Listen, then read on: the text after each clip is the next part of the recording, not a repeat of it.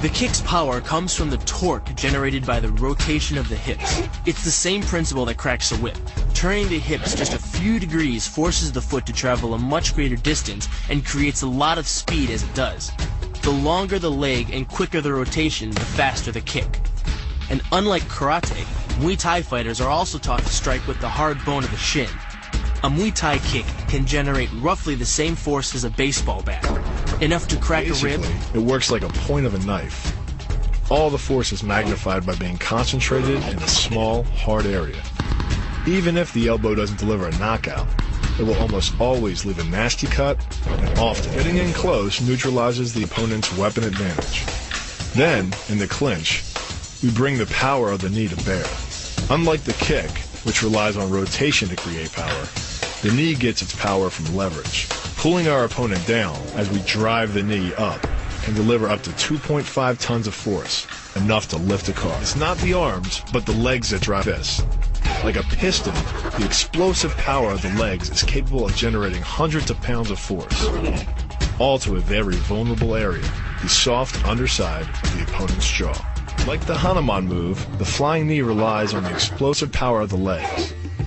But rather than spread the power of our blow over two fists, it concentrates it into the spear point of the knee and combines it with the force of gravity. It's the equivalent of hitting our opponent in the chest with a sledgehammer. Works on a concept called the couple. Basically, it's two levers linked at a single fulcrum, the elbow lock.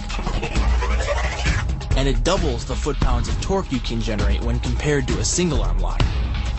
There's more than enough force to flip an opponent to the mat or dislocate his elbow. Using the twisting motion of the torso to drive the strike, the business end of the hardwood fighting stick can quickly accelerate to more than 25 miles per hour. On contact with the skull, the energy is enough to cause a depressed fracture. It's the same injury-producing force as being hit in the temple by a hammer. Molly relies on something called a flexion moment imparted to the neck to do damage. An average man's neck can withstand about a 140 foot-pound flexion moment. Beyond that, soft tissue and even vertebrae can be crushed.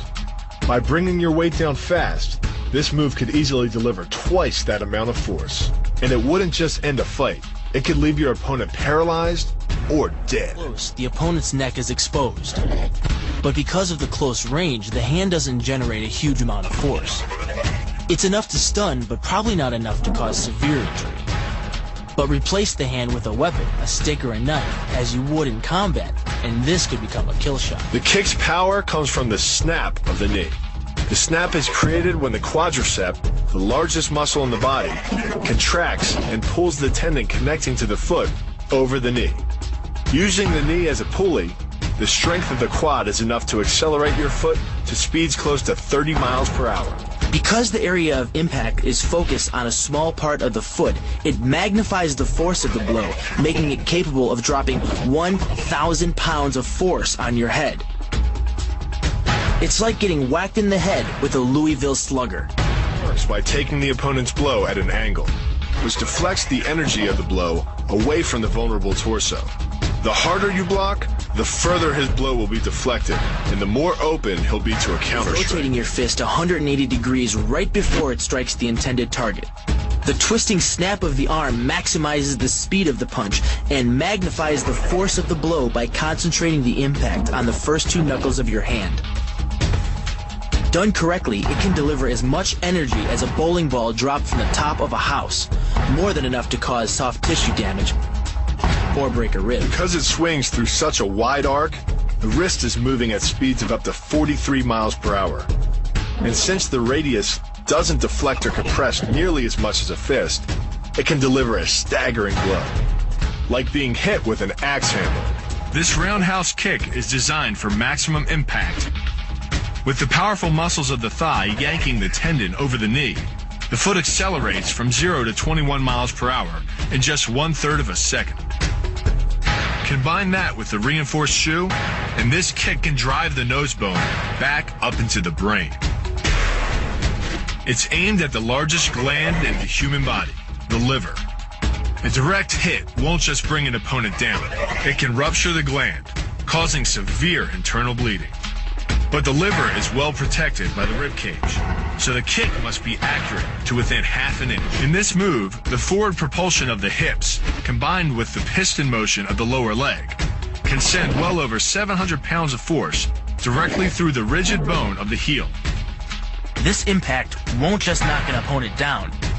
The force is enough to permanently damage his kneecap, leading with the near arm. The first jab travels the shortest distance to the opponent, so what it lacks in force, it makes up for in speed. The second punch, utilizing both the twist of the shoulders and the forward momentum of the kick, can carry over 4 times as much impact.